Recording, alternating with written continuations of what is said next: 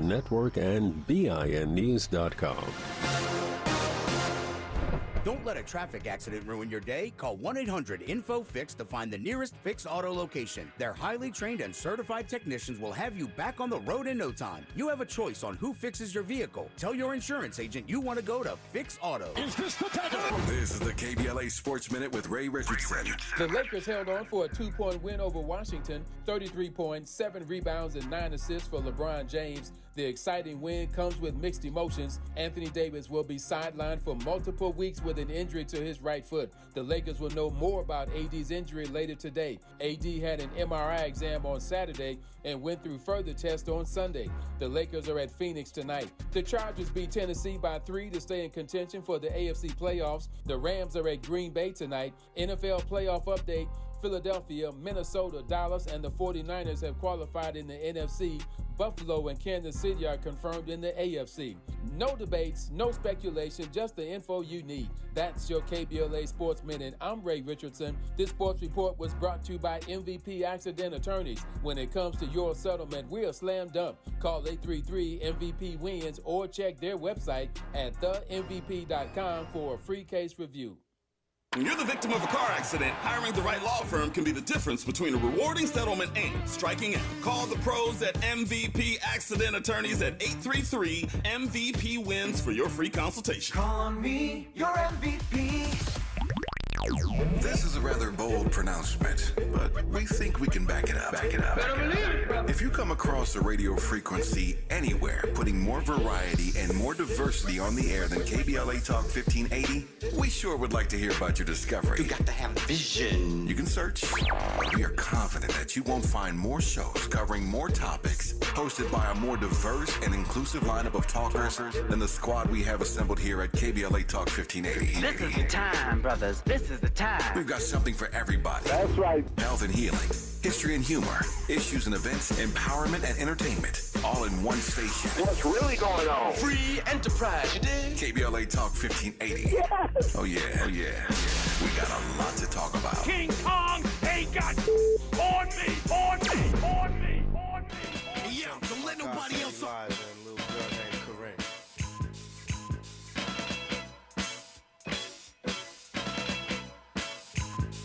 Say the blacker the better, the sweeter the juice. I say the darker the flesh, and the deeper the roots. I give a holler to my sisters on welfare. Tupac kids, if don't nobody else care. And I know they like to beat you down a lot. When you come around the block, brothers clown a lot. But please don't cry, dry your eyes, never let up. Forgive, but don't forget, girl, keep your head up. And when he tells you you ain't nothing, don't believe him. And if you can't learn to love you, you should leave him. Cause sister, you don't need it. And I ain't trying to gas you up, I just call them how I see it. You know what makes me unhappy? That when brothers make babies and leave a young mother to be a pastor. And since we all came from a woman, got our name from a woman, and I came from a woman. I wonder why we take from our women, why we rape our women, do we hate our women? I think it's time to kill for our women, time to heal our women, be real to our women. And if we don't, we'll have a race of babies that will hate the ladies that make the babies. And since a man can't make one, he has no right to tell a woman when and where to create one. So will the real men get up? I know you're fed up, ladies, but keep your head up. Good morning and welcome to First Things First with Dominique DiPrima. I'm your special guest host, Faraji Muhammad. Thank you so much for tuning in to KBLA 1580 AM. Where we're unapologetically black. Yes, folks, it's Monday morning, but it's a different Monday morning. It's like holiday week Monday morning. So some of you might be getting ready to take a last couple of days off, going to the office 1 or 2 days this week. But guess what? Like the great Tupac said, got to keep your head up this week, folks. What they say, Miles, keep your head on a swivel. Got to keep your head on a swivel in these times. Folks, we're going to continue the conversation because we certainly got a lot to talk about here at KBLA 1580.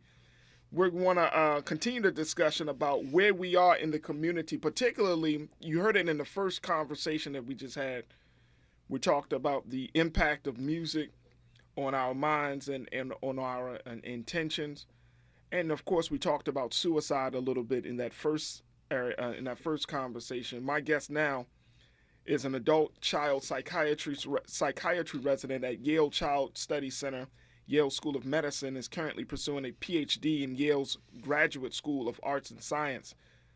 She graduated from Yale University with a BA in Spanish and received her MPH and MD from St. Louis University School of Medicine in St. Louis, where she grew up.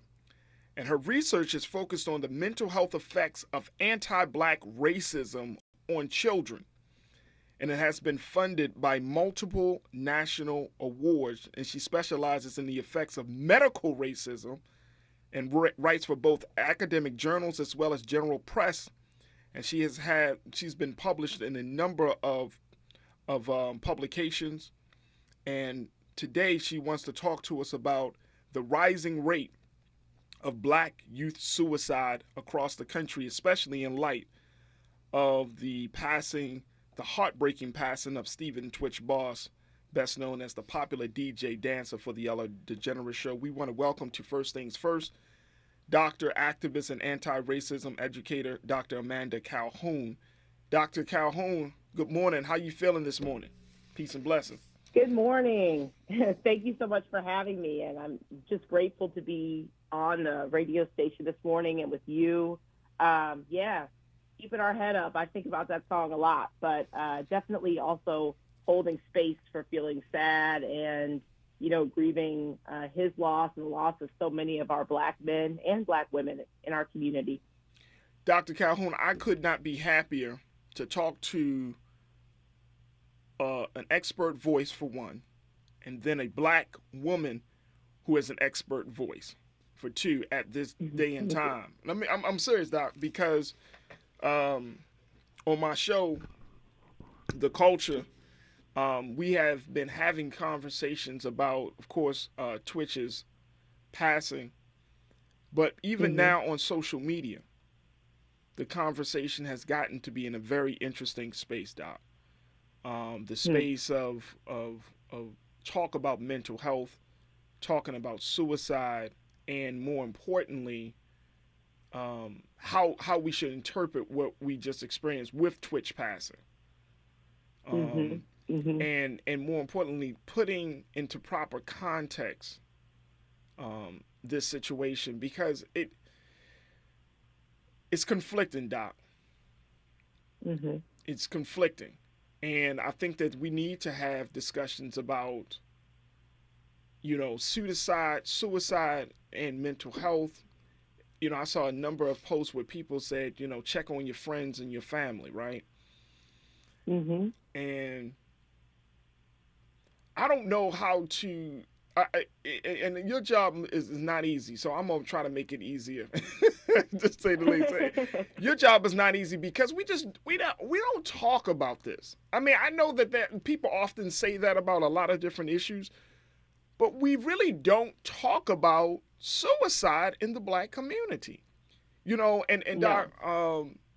the New York Times just released, you're talking about the rising suicide rate of Black youth. The New York Times just put out a major piece, I think it was just yesterday, online, where they're talking about the number one threat to life for young people between the ages of 1 through 18 is gun violence.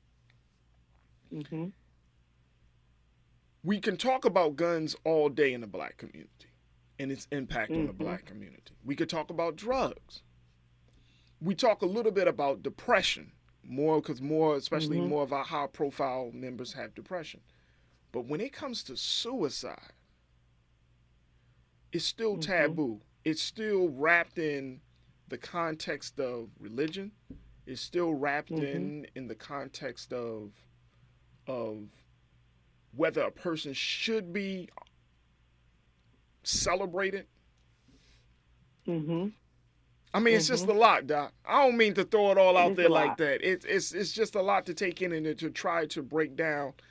And that's why I'm so happy that you're joining us this morning, because to help us to navigate through all of these conflicting feelings and these and try to have a proper context on how to look at this. I want you to give you like your opening statement as you present your case. And then we're going to take a quick pause. But what's your opening statement on this, Dr. Amanda? So I feel like, for listeners, a lot of people in the Black community understand that, there is a stigma around suicide. There's a stigma around mental health, and we could talk about that. But what I want to also open people's eyes and ears to who may not have thought about this is the fact that not talking about the mental health of Black people has also been something that's been ingrained in us since we've been brought over here as slaves. And I want to talk about that because for American descendants of slaves, meaning those of us whose families were enslaved, white people actually did not talk about our pain and suffering and pretended as if we did not have pain and suffering. And when I say that, I attended a lecture last week in which we were talking about, it was by an amazing professor at Yale, but she was discussing the fact that even when Black people were enslaved, African people, and brought over to the Americas in ships, in disgusting, demeaning, dehumanizing situations, the white people could not believe that we could ever be sad, and not only sad, but that we could feel grief and depression from being taken away from our cultures, stripped away from our families. So part of the stigma of the Black community comes from the fact that you were not allowed as an enslaved person to have feelings. We were told that we didn't have feelings like white people had feelings, that Black children can't suffer like Black children, that Black adults don't suffer like white adults, and we weren't given help. So part of that, I think personally, is that you died, and frankly, many enslaved people did commit suicide during slavery. And she talked about even on the boat, coming to the Americas, people jumped overboard, people killed themselves. It happened, but it wasn't talked about. And she talked about even how, the white enslavers were arguing, and not just the enslavers, but the white people in the Americas were arguing that we weren't actually starving ourselves due to grief and trying to kill ourselves. We were just seasick. Isn't that amazing? That's we didn't crazy. have grief. We didn't have depression. We were just seasick. So you have to think about that. And I'll talk about the history of psychiatry because in part I blame white supremacy. And white supremacy has pushed a narrative, and white people have pushed a narrative that Black people cannot and do not feel the same amount of pain and suffering as white people. And we see that even in physical pain and the amount of pain medications were given compared to white people in the hospital and treatment. So I think a big part of this quote unquote stigma, I would say, has been pushed on us, a narrative that we just have to suck it up, that we just have to keep moving. And if you don't, you die. And it sounds sad, yes, but I think that that's been happening to us since we've been brought over to this country and stolen, brought over to this country. So I think we can't have a conversation about Black people and the Black community not wanting to talk about suicide and feeling depressed and feeling down without talking about the mentality that was forced upon us since slavery times, frankly. Doc, I want to take a quick pause. When we come forward, I want us to dive deeper into that premise, and then getting some more of your thoughts and your insight about how do we start to disrupt that stigma and bring some healing to our families and to young Black men and young Black women, especially now. So we'll continue to have that conversation, folks. I'm going to open up the phone lines in a moment. As we're streaming live on various platforms, post your comments on my personal Facebook page as we're streaming live at Faraji Muhammad, and stay with us. We got a lot to talk about here on KBLA 1580. First Things First with Dominique DiPrima will continue on the other side. We'll be moving forward. More of First Things First with Dominique DiPrima when we come forward. This Sunday and every Sunday is the African Marketplace and Drum Circle Community Market. Get free groceries, essential resources, and buy Black from local merchants of arts, beauty, custom Black merchandise, and more. Choose from a wide variety of cuisines, custom-made clothing, jewelry, and a lot more. Experience the true essence of Africatown at Lamert Park every Sunday from 11 a.m. to 5 p.m. Join the Drum Circle, dance, enjoy live performances, connect with other conscious Black people. Experience Black excellence every Sunday in Africa Africatown at Lamert Park. You can find us on Degnan Boulevard near Vernon and Crenshaw in the heart of Africatown at Lamert Park. That's the African Marketplace and Drum Circle Community Market. Join us for music, shopping, food, and fun this and every Sunday. Support black businesses, recycle black dollars, and feed your soul. The African Marketplace and Drum Circle Community Market every Sunday in Africatown at Lamert Park. Brought to you by Africatown Enterprise and the African Village Vendors Association. Have you been court ordered to take parenting classes? Call 323-804-8469 for a free class. That's 323-804-8469. February 6th, courtesy of Strengthening the Black Village, a nonprofit organization. Last minute shopping? Good thing Ulta Beauty's first on your list. From Gotta Have It ready-to-go kits from Fenty and Benefit to cult favorite mascaras to simple yet perfect Ulta Beauty gift cards. We have gifts everyone will love this season. So get shopping, because our kind of holiday is you having your kind of holiday. Hurry to an Ulta Beauty near you or buy online and pick up in store. Ulta Beauty, the possibilities are beautiful. The conversation continues right now with Dominique DiPrima on First Things First. Good morning and welcome to First Things First with Dominique DiPrima. I'm your special guest host Faraji Muhammad. Thank you so much for tuning in this morning. Folks, we have been talking to Dr. Amanda Calhoun, who is a mental health expert. She's an activist. She's an anti-racism educator. She's a doctor. As she talks to us about adult and child psychiatry, especially in light of the passing of DJ Stephen Twitch Boss, in light of all that we've been experiencing in the community. I mean, this has not been an easy year. Some folks tend to believe that 2020 was the hardest year, and we're still feeling the remnants of that. We are still feeling the remnants of that. And Dr. Calhoun is offering her insight, her expertise on how we can start to turn things around. We want you to join us in the conversation.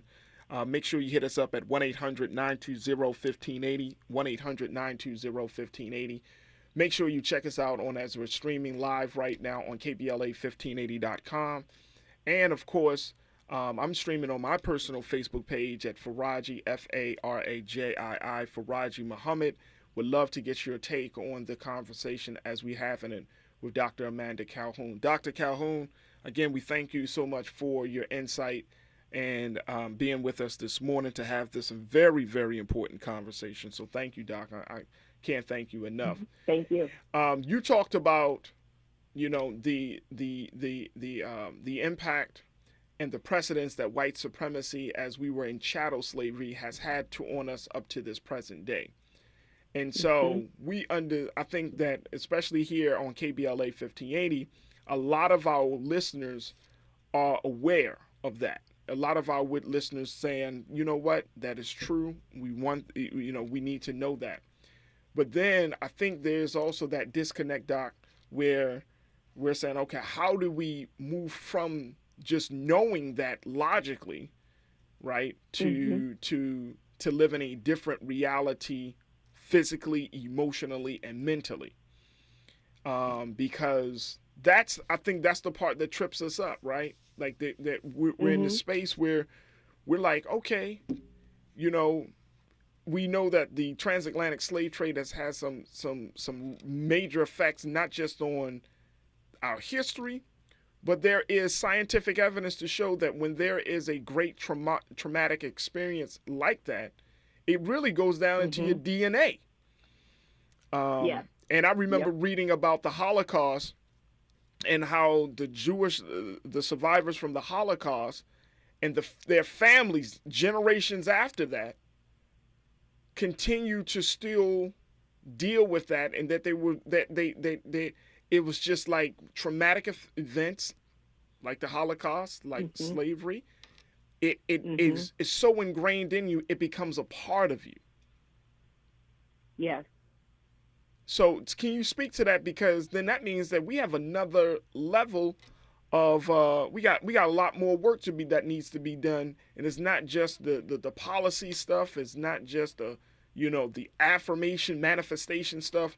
We're talking about getting into a much deeper level of uprooting that all the way down to the actual fundamental essence of who we are.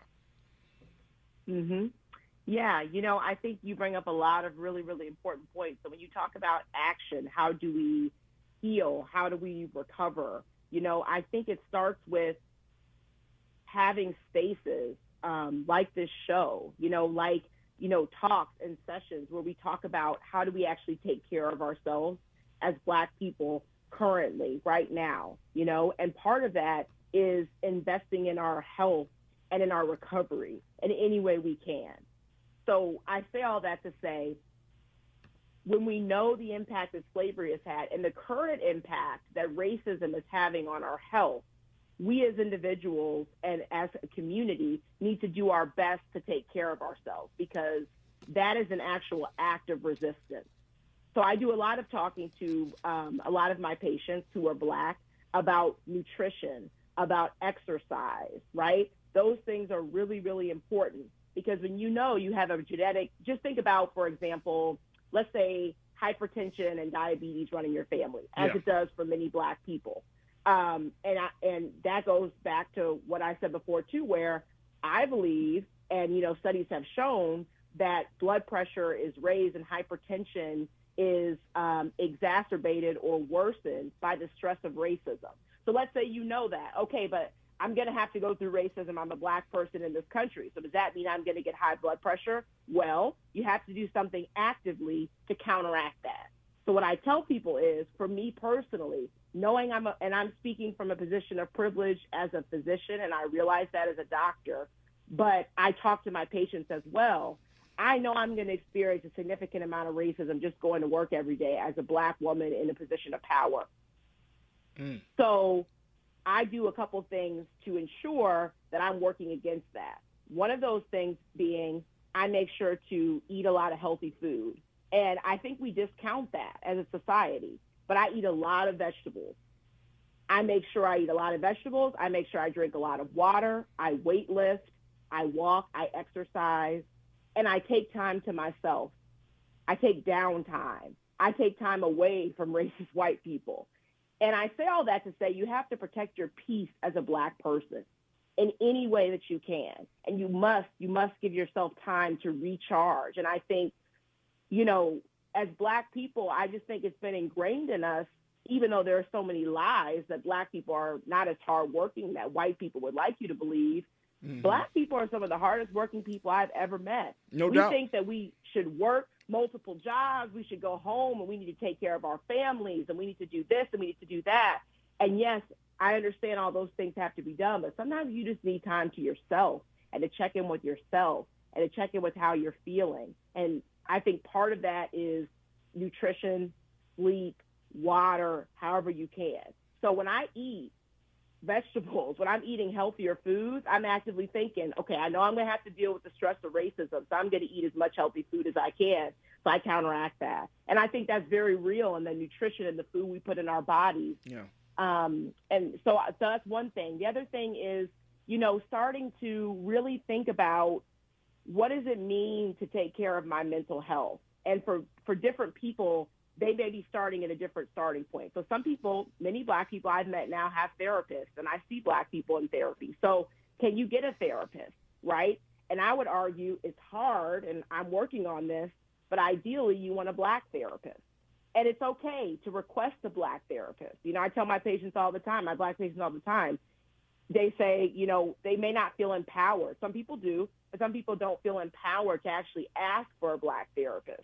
You should definitely, if you are in a position to be able to get therapy, to ask, say, I want a Black therapist. Because, people will tell you, oh, every therapist can treat people, we all do a good job. That's not true. As a Black woman, I'm not the best therapist for everyone. Come on, I'm not the best therapist for, an impoverished, I use the example a lot. I don't think I'm the best therapist for an impoverished white person living in the Appalachian Mountains. And I say that in a very real way, because I don't work with a lot of rural communities. I did not grow up in an impoverished white community. But I do have colleagues who are psychiatrists who have grown up in impoverished white communities and who specialize in that. So who am I to say I'm the best therapist for you? No, I think my colleague is. Similar for Black people, You can't take a Black therapist who's actually done work in looking into the history of our people, into how racism affects our health, into how we heal Black people, and say we're on the same level as a therapist who's not Black and who's never done that work. Right. It's just not true. Right, right. So I think those are some things that Black people can do now. And, speaking to Black parents, check in with your Black children. And if your Black children are changing, their attitude seems different, they're telling you that things are going on at school, they're avoiding school. I talk to Black parents a lot. That's a red flag. And I think because, again, of slavery mentality, we have sort of been trained, okay, we need to discipline our kids, because if we don't, somebody else will. But sometimes Black children need a hug, and they need you to sit down and check in with them. And sometimes it has nothing to do with them being a quote-unquote bad kid. I always say there's no such thing as a bad kid. But why is that child avoiding school? Why has their attitude changed? Why are they more angry? Why are they more irritable? Because there could be something going on. And as a parent, you want to create a safe space so that your child can open up to you about those things. So those are just a few things. It's a deep conversation, but those are just a few things I appreciate that. Black people. Doc, I appreciate that. And that's for me, that's what we want to get to. We want to get to the space of, coming up with some recommendations. Now, you talked about the physical. You're going to certainly talk about some of the mental, because there is that.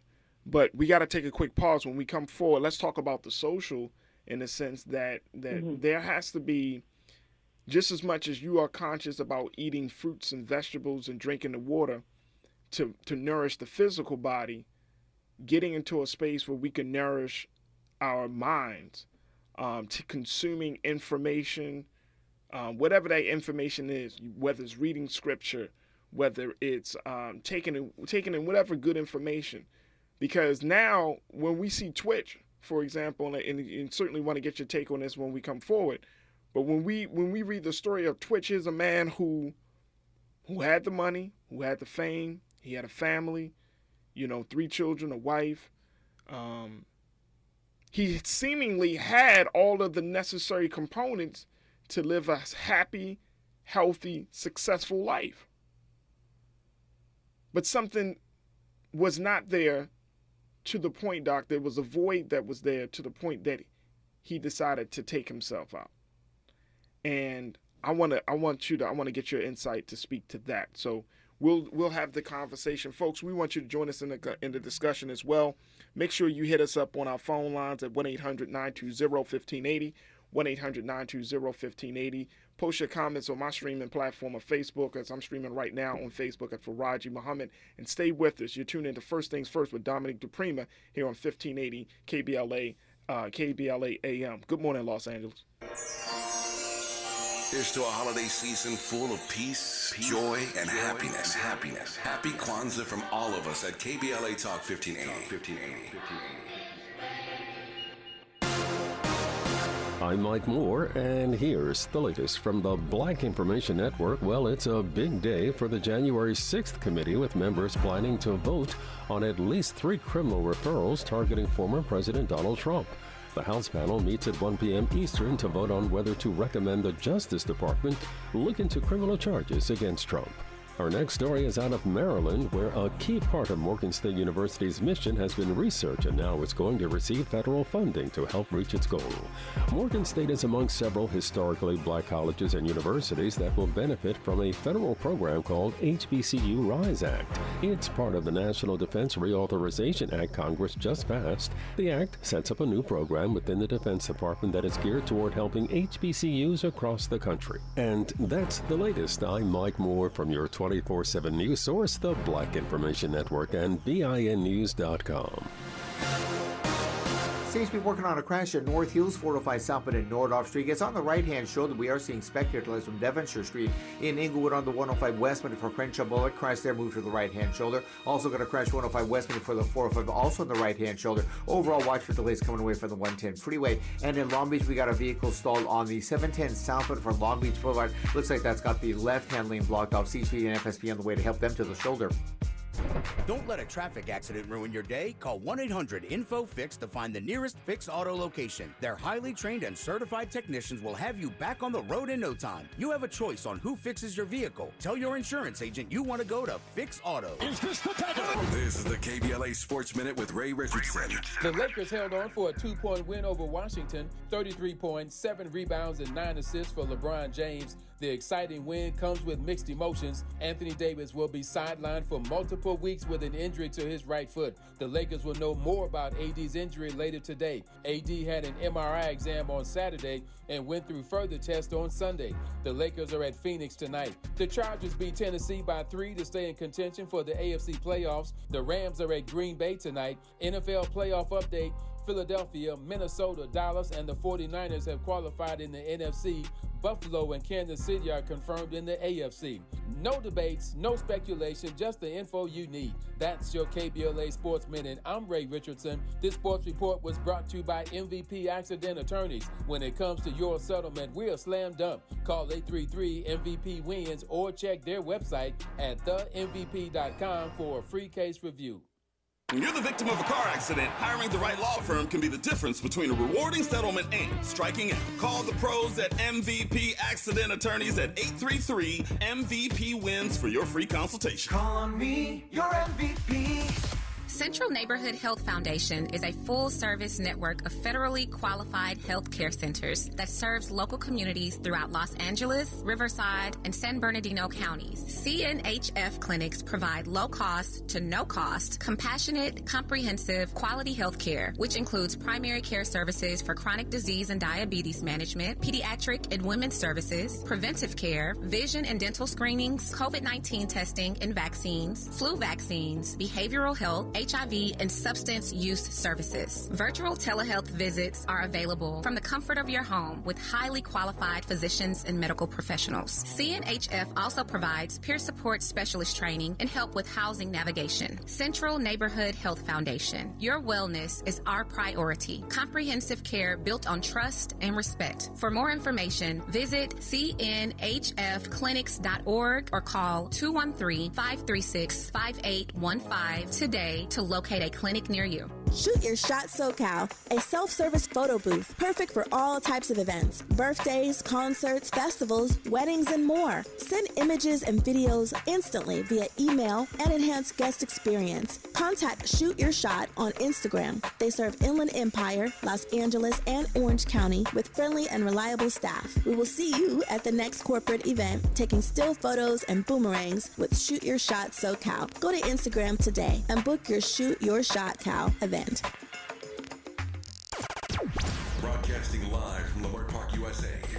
Welcome back to your home for unapologetically progressive radio. KBLA Talk 1580. Good morning and welcome to First Things First with Dominique DiPrima. I'm your special guest host, Faraji Muhammad. Thank you so much for tuning in to KBLA 1580 AM, where we're unapologetically black and progressive. Got to throw that in there, folks.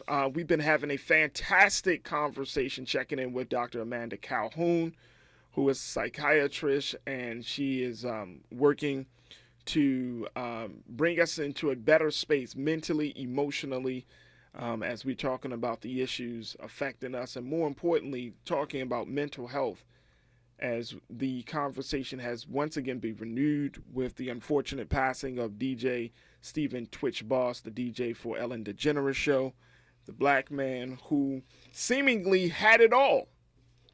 Wife, children, family, had a great career, but there was still a void. And I think that Twitch's story is, and Doc, I want to get your take on this, because this is something that I think that we kind of have to work through. I mean, we can talk about the other elements. We know that black folks are experiencing some heavy burdens as a result of white supremacy. But what if you have it? If you quote unquote made it? You have the career, you got the money, you got all of these things, you've made it. And guess what? You're still not happy.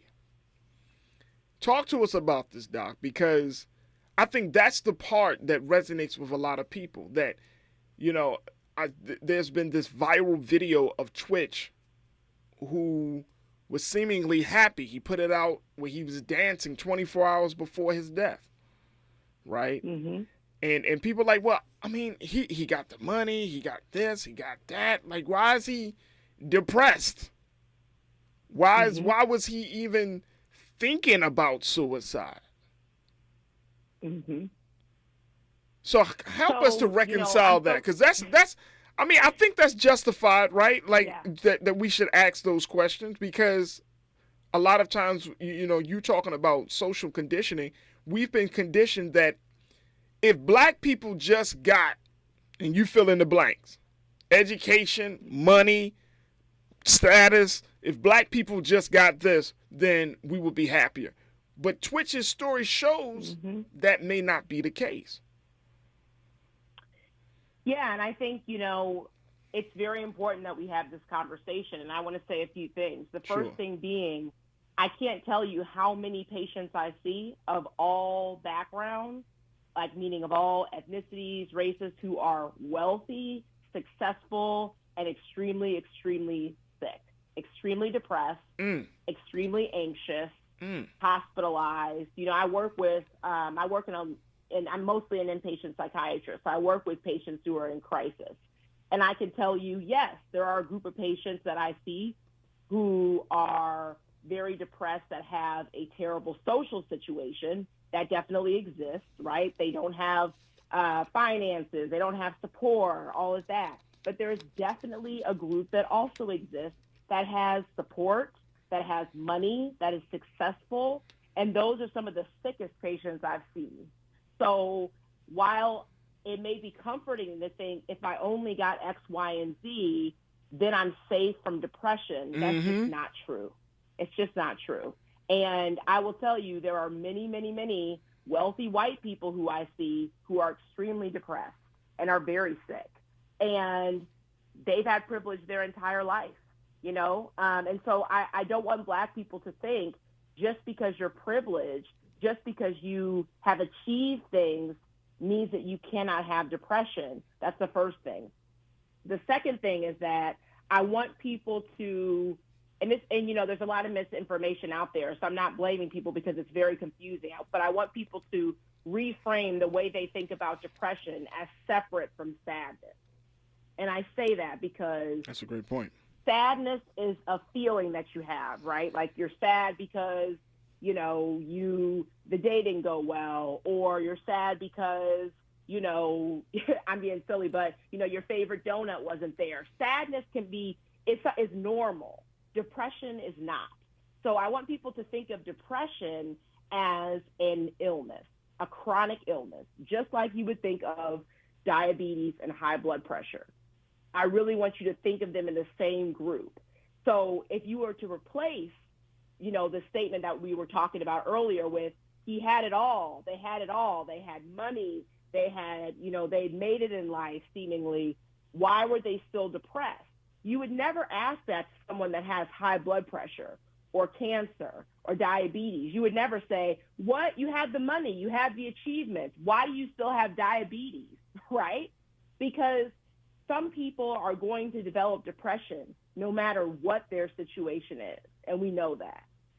So some people develop depression because of something that happened to them in their life, a traumatic incident, because of their social situation. But some people, no matter how much money they have, how much support, they are going to develop depression, and they're going to have depressive symptoms. And so, I know that depression and sadness are used interchangeably, but depression is very different from sad. So sad is, people know what sad is, but depression and being diagnosed with that and having suicidal thoughts is a whole different level. So some of the questions I ask people, if I want to know if someone is depressed, there are certain symptoms to look out for. So sometimes people may not present as sad, and that's a scary thing. And, sometimes, and I say this not to scare people, but that's so that they understand, people may seem the happiest right before they commit suicide, right? Because they know that they're getting ready to take themselves out of the pain they've been suffering. So I want people to understand, if someone is uncharacteristically or even characteristically happy or upbeat, that means nothing, okay? They may be happy because they know they're about to take themselves out of this world. They've been suffering, okay? So wait a minute, hold on, Doc. Dr. Amanda. You can't. I mean, this is Monday morning. You dropping. I want people to know. Man. I want people to know. So sometimes in a case like that, you can have a person at their happiest before they even make the final blow to themselves. That's actually, I would probably say that's one of the scariest patients for me. Oh my God. A patient who comes in, I had a patient who came in once and he had, and this is a trigger warning, but he had attempted to kill himself and it didn't work. And he was the happiest person. And I said, why are you happy right now? And he said, because if you let me leave the hospital, I know it's going to work this time. I'm going to kill myself. And I know I'm going to end this suffering for myself. Of course, I hospitalized him. I'm glad he was open with me. But I just want people to know that. It's very important. So we need to just be really in touch with each other and also give each other some grace, because yes, reach out to your family. Yes, reach out to your friends. But also I think if everyone was checking in with themselves, that would be helpful too, because, there's a lot of collateral damage, and you're talking about 2020. There's a lot of collateral damage that's happened because of COVID in the Black community. And we have lost a lot of people in our families, in our circles, and we're still recovering from that. And some of us may be experiencing depression right now. So just for some symptoms so people understand, there's other things. Changes in appetite, either eating more, eating less. Changes in sleep, not sleeping as much, sleeping a lot more.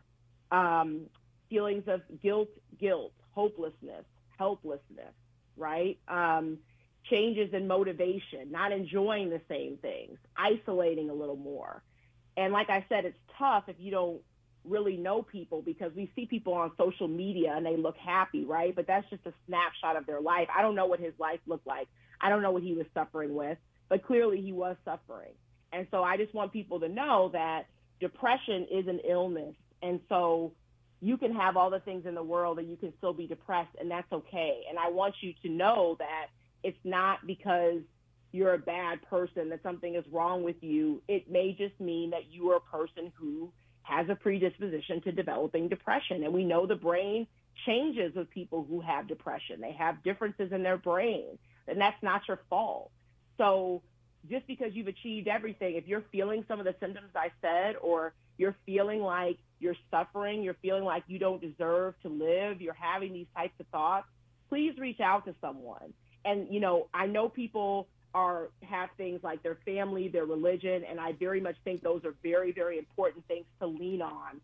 But if you're having thoughts and feelings like what I just said, that's beyond sadness. And I really think you should reach out to someone who can talk to a professional like me, because we have very specific questions we ask you. We have very specific things we know, just like you would never, and I keep using this example, but you would never ask your family member how to manage your high blood pressure, right? You need to go to a doctor for that. So you need to go to a doctor like me who can really help you unpack what's going on and figure out what you need. So I think that's important for people to know. Doc, we got to take another pause. When we come forward, let's talk about how should family and community interpret that. I came across an interesting Facebook post about this situation that I want to share with you and our listeners, but there is a lot to still unpack and process on how we receive this message, how we interpret this action, not just by Twitch, but just by anyone in our families and communities who decide to commit suicide. So I want to have that conversation. Folks, join us in the discussion. You can do so right now at 1-800-920-1580, 1-800-920-1580. You're tuned in to First Things First with Dominique DiPrima, special guest host for Raji Muhammad here on KBLA 1580 AM, where we're unapologetically progressive. Good morning, Los Angeles. From all of us to all of you, happy holidays from KBLA Talk 1580. We've got a lot to talk about. Congratulations to Compton Sheriff's Department Civil Management Bureau for being selected as the KBLA Talk 1580's Office of the Week. Visit the KBLA app to enter your office to win the Office of the Week. Congratulations, Compton Sheriff's Department Civil Management Bureau. When you're the victim of a car accident, who goes to bat for you is crucial. We're MVP accident attorneys, the personal injury pros. Hiring the right law firm can be the difference between a rewarding settlement and striking out. Our team is in it to win it, and we'll fight to get the maximum compensation you deserve. Call the pros at MVP accident attorneys at 833-MVP-WINS for your free consultation. Call 833-MVP-WINS. Call on me, your MVP.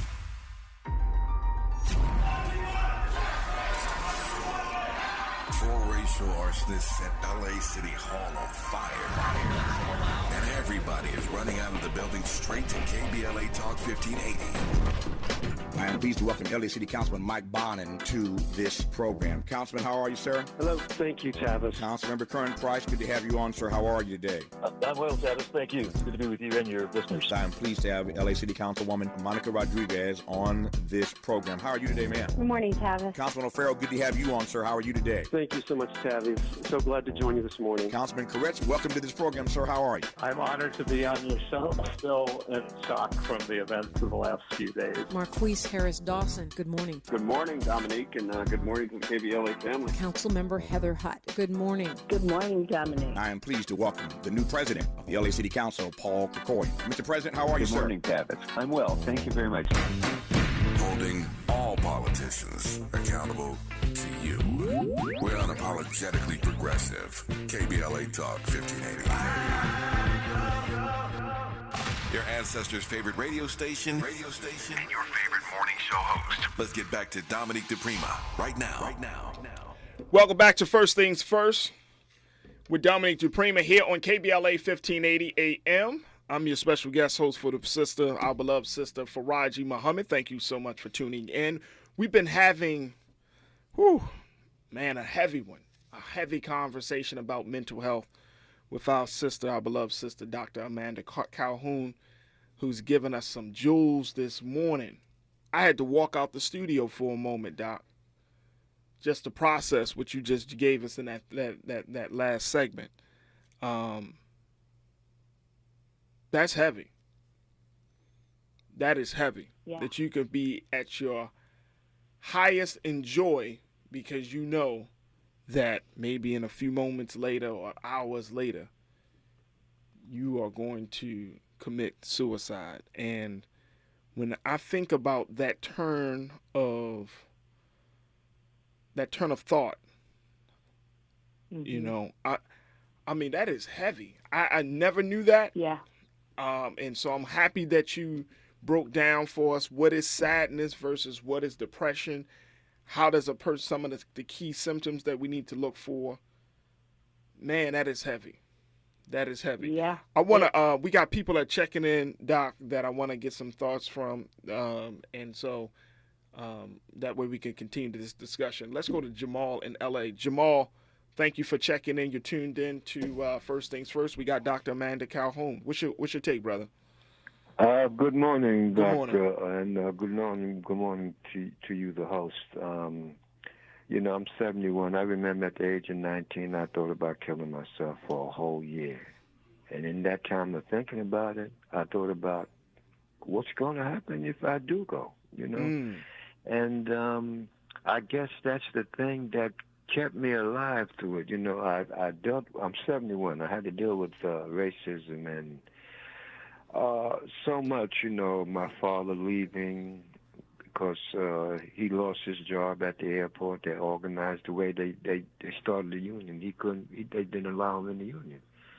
And then, you know, from there I got into using drugs a lot, you know. I also had to deal with racism throughout my career as a teacher. And you know, I know that I guess I can say, you know, some people manage their way through, some people don't, you know, but I did get me some help. Get me some help. And I got some help as of recently, you know. dealing with some racism at my particular age of 71, right in my face, and it really took me for a loop, and just so many other factors, But I did go get some help, and I did request to be helped by a black person, but I didn't get that. Right. But I'm putting this out to the community. If you got a mental issue, go get you some help. I'm putting it out there. I got me some help. I can say that, hey, God bless my brother. So when I told, my brother needed some help, I said, well, we both crazy. I get me some help, but you crazy and you don't want to get none, And, it's one thing to know that you're crazy. And Jamal, it's one thing to know that you're crazy. It's another thing, or you might be disturbed, challenged, but it's another thing to know that I'm disturbed and challenged, and I think I'm going to make that decision to get some help. Jamal, I appreciate you for checking in from L.A. Doc, Jamal started off his remarks thinking about his family, and that's the big thing that I think that a lot of people wonder. I saw this Facebook post where a woman said, and I forgot the sister's name, but the one she was describing how she had suffered from depression. She was thinking about suicide as well, but then she decided not to move forward. She wound up getting some help, but then she called the decision to commit suicide. She said it was selfish of Twitch to do that. And so if you can just give me like 30 seconds, because we're going to continue this on the other side, but some people are actually mad. They're saying, look, this was selfish. You did not think about your family. You were just celebrating your 9-year anniversary. You have 3 children. It's a week before Christmas. Their view of Christmas is going to be wrecked for the rest of their lives. This is the time of year where their father took his life. But some people call it selfish. And then other people say, it was because of depression. How should we interpret this? So, a statement like that makes me think of also, and I'm not saying that they're the same, but they're both, mental illnesses, people who use substances, and my patients who, are using substances and they overdose on a substance, like accidentally, right, and they die. I often hear their family, people around them say that they feel like that the person was selfish. And, no, I disagree. Is it upsetting? Is it terrible? Is it heartbreaking? Yes, but I just want to continue reframing people that it is an illness and you never know how much it's going to hit you. And you would never say that about someone who died from complications of diabetes. You would never say that about someone who died from cancer. And I think the difference is people think about, well, they had a choice. They could not have, used the substances, or they could have not taken their life. But depression hits people in different ways. Substances hit people in different ways. Some people can use every drug in the book and come out of it and be okay. And some people can use substances and they can't stop, and they end up killing themselves by overdosing. Doc, I'm going to take a quick pause. When we come forward, let's continue the conversation, get some final remarks from you, because I think it's worthy that we kind of wrap this up, at least this part of the conversation. There's no end, quote unquote, to this, but I think we can try to, we're going to lean on you to give us some things to think about as this conversation continues. Folks, stay with us. You're tuned into First Things First on KBLA 1580. The station you turn to when you've had it up to gear with cultural incompetence. KBLA Talk 1580. KBLA Talk 1580 invites you to join us in celebrating the season of giving by being part of the solution. As we enjoy great food, family, warmth, and well wishes in whatever our festive tradition may be, we share the beauty of the season by reaching out to the less fortunate. Please help us to help others with the KBLA Cover the Houseless Cozy Community Coat and Blanket Drive. All you have to do is drop off new or clean, gently used winter coats and blankets in the KBLA lobby during business hours, now through December 20th. All of the coats and blankets will be donated to unsheltered individuals and families experiencing houselessness. Simply bring your donation to 4434 Crenshaw Boulevard in Los Angeles, near Vernon Avenue, from 9 a.m. to 5 p.m. weekdays. That's 4434 Crenshaw in historic Leimert Park. During the holidays and every day, let's remember, we keep us safe. We keep us warm. We are the safety net. And together, we can cover the unsheltered. Get caught up in the spirit of the season, the spirit of love. Make a difference with your friends at KBLA Talk 1580. Hey, Dad, how do airplanes fly? What's in this box? Is this tree good for climbing? How are babies made? What does this thing do?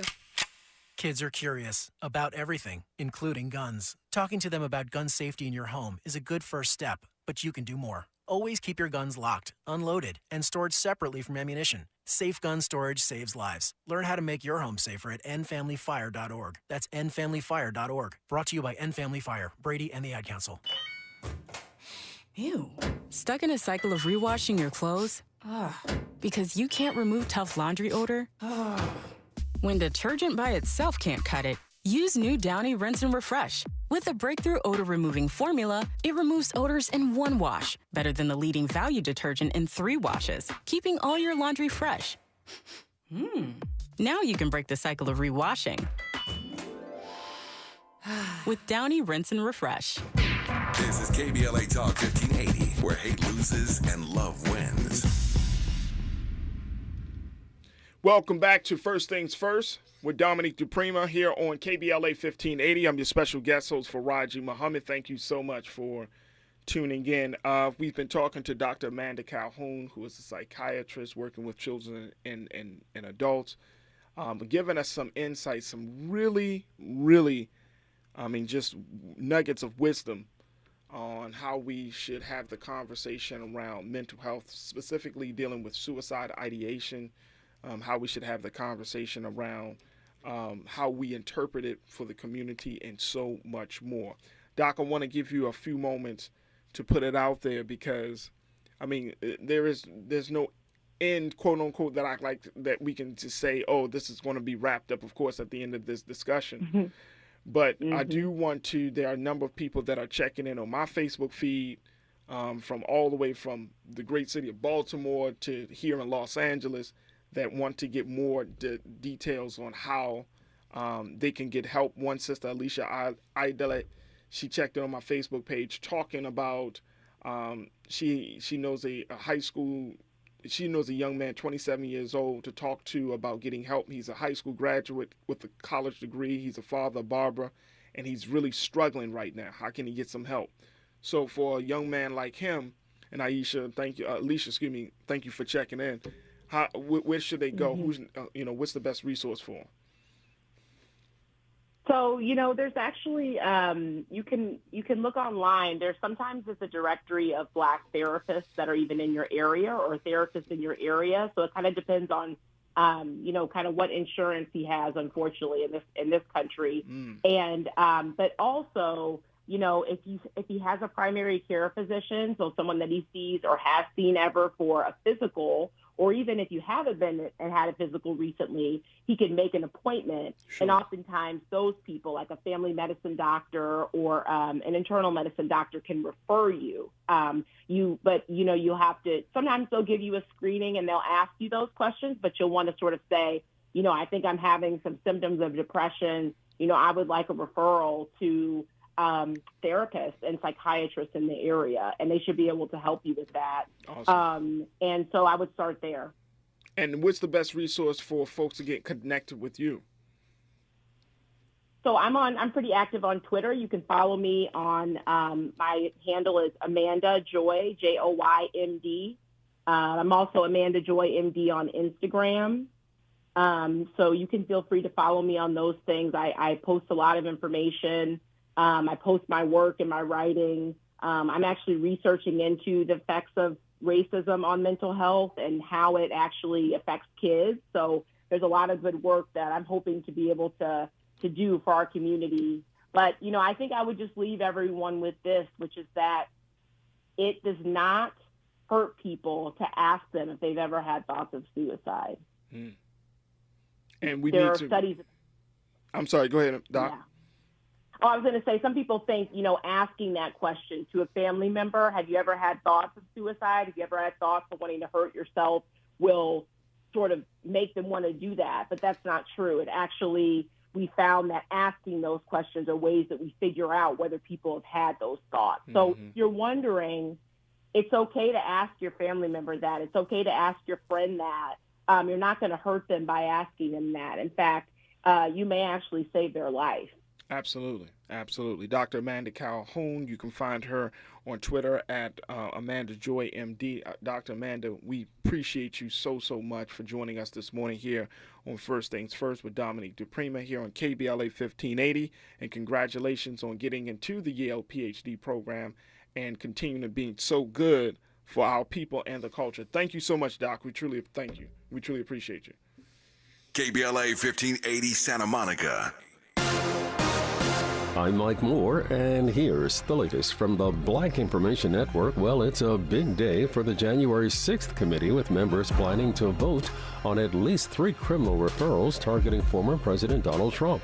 The House panel meets at 1 p.m. Eastern to vote on whether to recommend the Justice Department look into criminal charges against